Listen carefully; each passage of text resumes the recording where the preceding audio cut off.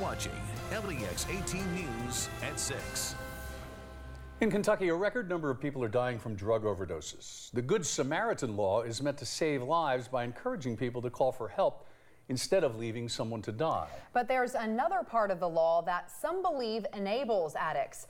LEX 18's Lee Searcy looks at overdoses and the Good Samaritan law in this LEX 18 original. It happens daily.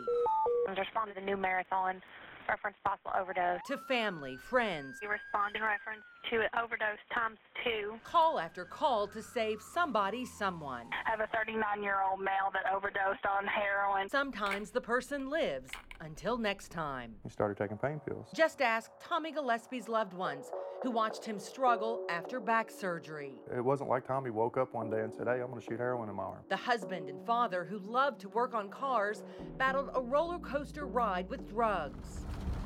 And we're looking for him for 2 hours. In October 2016, Gillespie's cousin says he was found unconscious in a Lexington shopping center. He was in the vehicle when he overdosed. First responders took him to a hospital and saved his life. He didn't really know where he was. Teresa Goodlet says he was on parole, but never charged.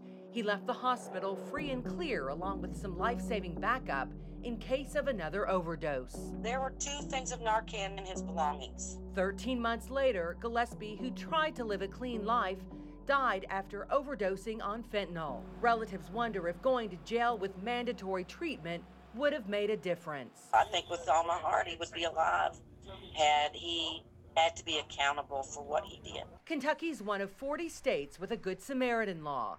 Enacted in 2015, it protects people from prosecution if they report an overdose or OD themselves.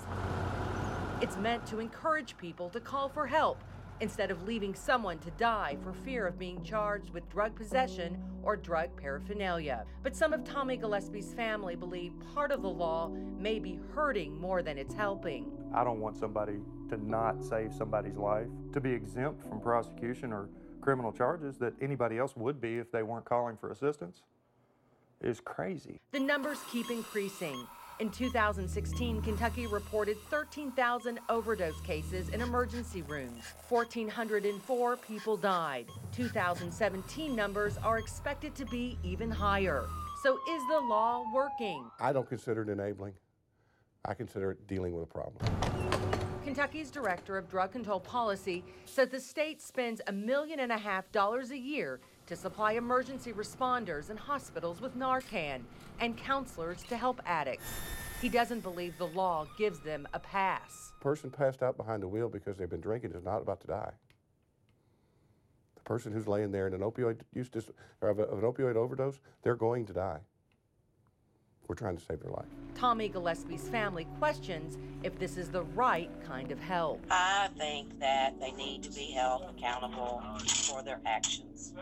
I don't think that ignoring what they've done will help anybody. It didn't help him. Covering the news, Lee Searcy, LEX 18 News. Since his death, Gillespie's widow volunteers to drive addicts to treatment. Bill's in next with a very wet storm tracker forecast.